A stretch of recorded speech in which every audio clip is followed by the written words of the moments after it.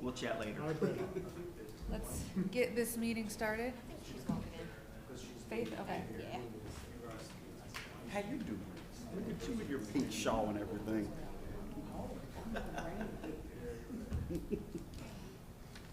I just said Faith is coming. Okay. We're just waiting.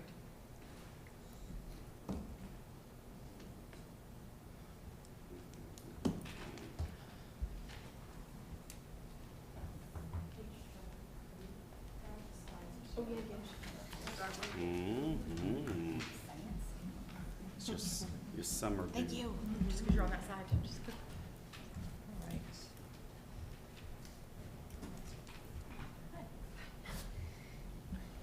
Do I need to? go. All right, I'm going to call the meeting to order. It is 6:01 on May 19th. Do we have any public comment? Nothing, no one online. We have no public comment. Let's move on to agenda adoption. Do I have a motion to adopt the agenda? So moved. Second? Second. All in favor? Aye. And we'll move on to 1C, special presentations. No special presentation? None this evening. Okay. Let's move on to number 2, consent agenda. Do I have a consideration of approval for the minutes from April 21st meeting? Motion to approve the minutes. Second? No second? All in favor? Aye. Old business? None, ma'am. Okay. New business? Yes. Yes. And so before our team takes the podium, I just kind of want to let you guys know, like, I'm hoping for this training to be somewhat informal. Ask questions if you have them. So just, you know, as they go through, I want this to be like interactive. So feel free. Well, all of us have had it before. Yeah. Perfect. Well, I'll jump right into this training to kind of refresh you all on some of the basics that, as you mentioned, you're already aware of, but just jumping right into this presentation, I just want to start, we're starting with the rules of procedure. And the rules of procedure are enacted under the General Statute, Chapter 160D, specifically 308. And they state that they provide that the local governing board may adopt the rules of procedure for the planning board, and if the governing board does not adopt rules of procedure, then the planning board may do so. The town of Harrisburg's rules of procedure are adopted under the governing board.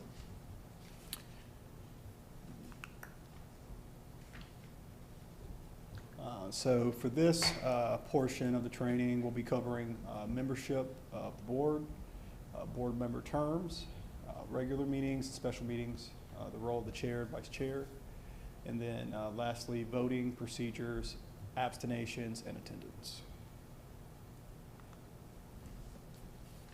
So the Planning and Zoning Board of Harrisburg consists of 7 regular members, voting members, along with 1 ETJ representative to ensure proportional representation outside the town limits. There's also 1 ex officio non-voting member, along with town council liaisons, appointed annually by the mayor. Planning staff supports the board administratively, including meeting coordination, agenda preparation, and the development of the review support.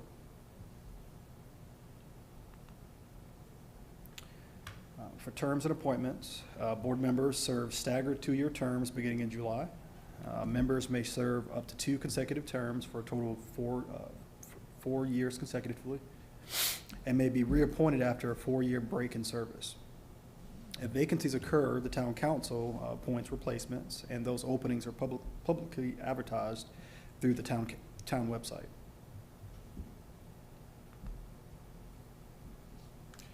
The board's regular meetings are held on the third Tuesday of each month at 6 p.m. here at Town Council Hall Chambers. Meeting schedules can occasionally be adjusted in accordance with open meetings requirements and scheduling needs.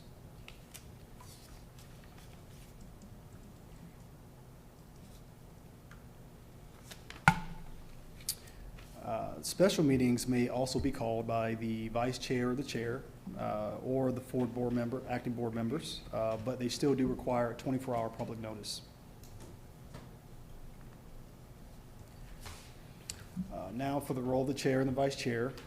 The chair and vice chair are elected annually by the board. The chair is responsible for presiding over meetings, maintaining order and recognizing speakers, and helping ensure that meetings run efficiently and smoothly. The vice chair serves in that role whenever the chair is absent.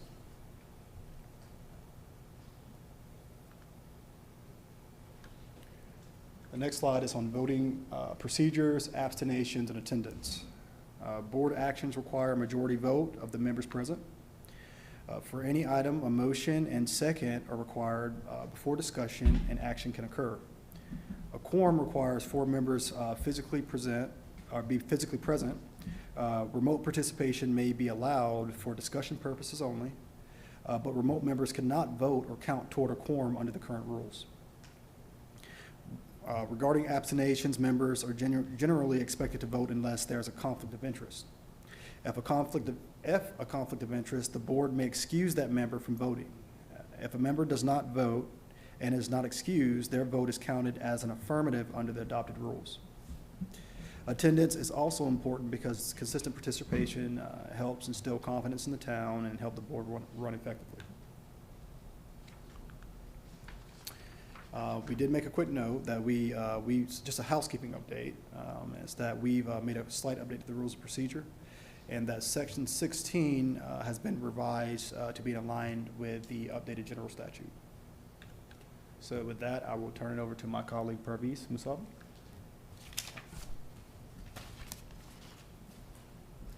Thank you, Mr. Goldman.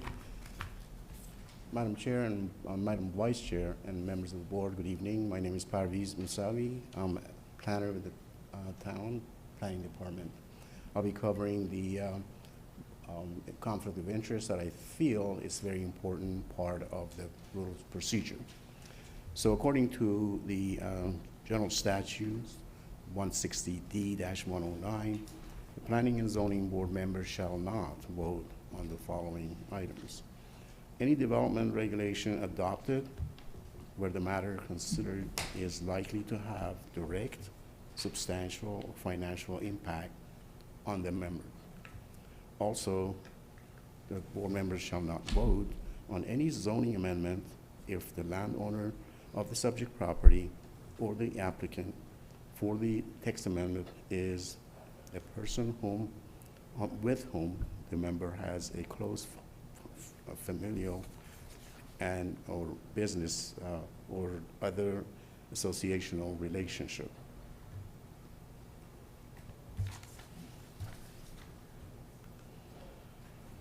So, resolution of objection.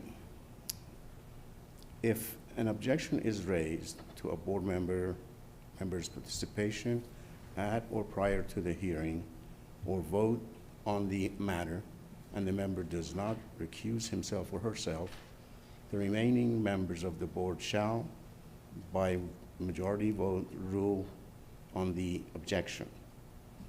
And in technical terms, the familial and relationship means that a close familial relationship means a spouse, parent, child, brother, sister, grandparent, or grandchild. The term includes a step, half, and in-law relationship. Now, as a rule of thumb, should a board member perceive a conflict of interest at any point on a matter, we suggest that the board member contact the planning department, and the planning department or planning director would get advice from the attorney on the matter and get some advice and let the board member know. So in general, as you all know, the board members have received a copy of the rules of procedure when you were appointed to this position. Excuse me. And upon the, and then also, as I understand it, the rules of procedure, specifically including the conflict of interest, is going to be updated based on the North Carolina law. So a copy of that will be provided to you at the meeting in July. So in terms of attendance, it's very important that board members attend all the regular meetings, and the councilman members may remove a member who do not attend the meeting if they do not attend 75% of the meetings in 12 consecutive months or miss 3 consecutive regular meetings. I pass it on to Ms. Adams to continue and talk about the planning board scopes. Thank you.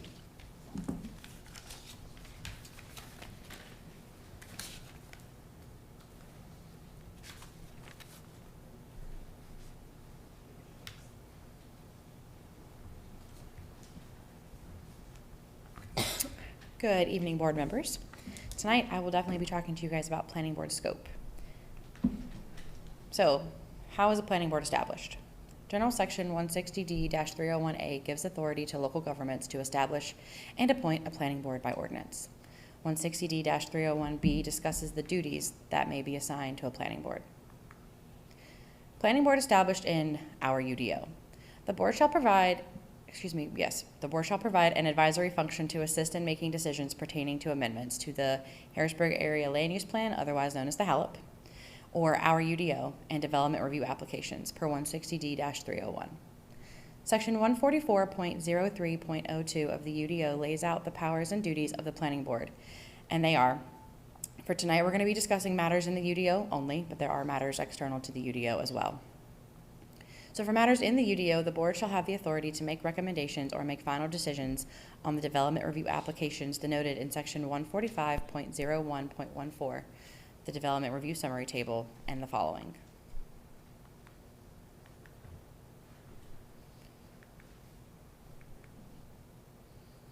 Oh, it's just dragging. I'm going the other way. There you go. Perfect. So, specific duties per section 144.03.02 of the UDO. Advise on comprehensive and land use planning. Advise on initial zoning. To advise on zoning amendments and plan consistency. Note that you have 30 days to pass that information along or town council can take action. Advise on other ordinances such as minimum housing, historic preservation, additional things that the town chooses to move forward. And then additional duties such as monitor comprehensive plans, facilitate and coordinate citizen engagement, planning processes, and then subcommittees on planning-related topics. Generalized process for legislative decisions. As you'll see, a formal application is submitted to the town. Planning board does their review. Governing board provides the review at town council. And then here in Harrisburg, decision is made by town council. So what can be referred to the planning board for recommendations? According to 160D-604. For initial adoption of zoning, the planning board shall prepare or shall review and comment upon a proposed zoning regulation. For subsequent amendments, all proposed amendments to the zoning regulation or the zoning map shall be submitted to the planning board for review and comment. Option for other particular development regulations. Any development regulation other than a zoning regulation that is proposed to be adopted pursuant to this section may be referred to the planning board for review and comment. So the substance of the planning board recommendation. Zoning regulation shall be made in accordance with the comprehensive plan and shall be designed to promote the public safety, health, and general welfare per 160D-701. Plan consistency is incredibly important, as you all know. The planning board shall advise and comment on whether the proposed action is consistent with any comprehensive or land use plan that has been adopted and any other officially adopted plan that is applicable, 160D-604. And then additional reasonableness statement when adopting or rejecting a petition for a zoning plan amendment. A statement analyzing the reasonableness of the proposed zoning shall be approved by the governing board, 160D-605. And obviously, as you guys also know, in your packets monthly, staff does provide a staff report with detailed review of the site plan, i.e. for conditional rezonings, before being brought before you all. The DRC is heavily involved in reviewing these plans, as well as other external agencies. So when it comes to the town development team, there's a lot of components that go into this, as you all are very much well aware of. So from the administrative side, we've got our development review committee, all town departments made up of professionals in their field, such as engineering, parks and rec, public works, planning, the fire department, i.e. the fire marshal.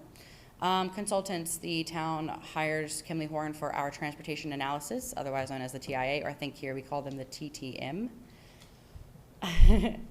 and other consultants when required. I know we also shop out our storm water calcs to a consultant. So NCDOT is heavily involved in the TIA. They're also heavily involved in their feedback on their roads. So with Cabarrus County, we look at the soil and water conservation. We talk to them. We always loop in addressing whenever we're addressing new homes or businesses here, parcels that are being subdivided. If something is looking at getting septic, we loop in the Cabarrus Health Alliance, and then obviously we're definitely in discussion with Cabarrus County Schools. And we're always talking to Rich, our town attorney. So for appointed boards, P&Z, as you all know, is a recommending body. We do have a town council liaison and an alternative liaison. The alternate or the town council liaison is always here. But also, I think the majority of our town council members, including the mayor, do listen online every single month to our meetings. So they definitely are, aware and looped in even when they're not actively up on the same dais that you guys are. Board of Adjustment is a decision-making body. Parks and Recreation Committee is a recommending body, and the elected board, town council for decisions.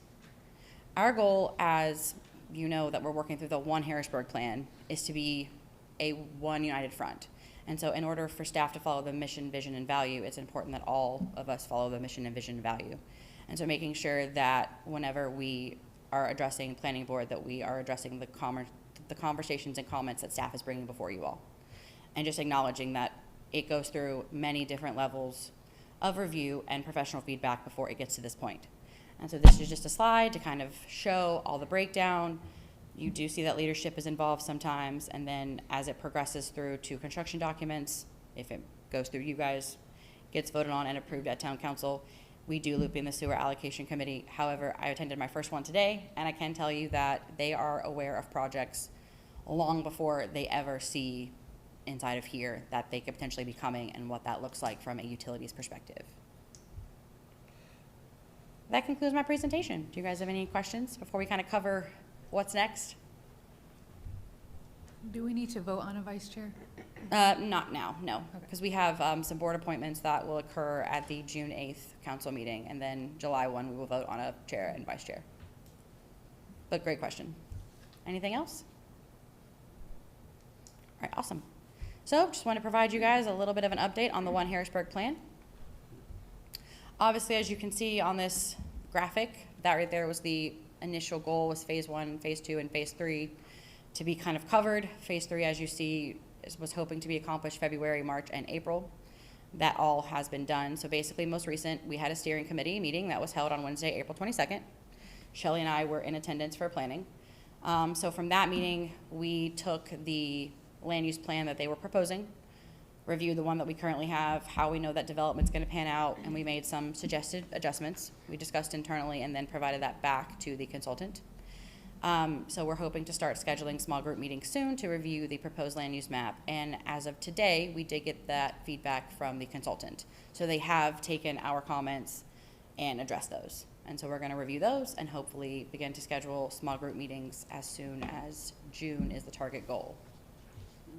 And that's just a brief update. So, what are those small group meetings? Who are they going to consist of? Yeah, from my understanding from hearing our town manager talk, it will be the town manager, a few council members, and I am making the assumption that planning would be involved, but that has not been communicated fully yet. Because Bill was on the steering committee, so now that he's no longer here, I was wondering if he'd be replaced by one of us. That's a good question, for sure. We can definitely get that answered for you. Because, yeah, he was not in attendance at the April 22nd meeting, probably because he was moving, Right. or had moved, yeah. Yeah. Definitely. Any other questions on the One Harrisburg plan or what you've seen tonight? All right, awesome. Well, that concludes staff's presentations and training. Okay, so we got through staff updates and information. Anything else from the board? All right, motion to adjourn. So moved. Second. That was quick. All in favor? Aye. Meeting is adjourned. Thank you, guys.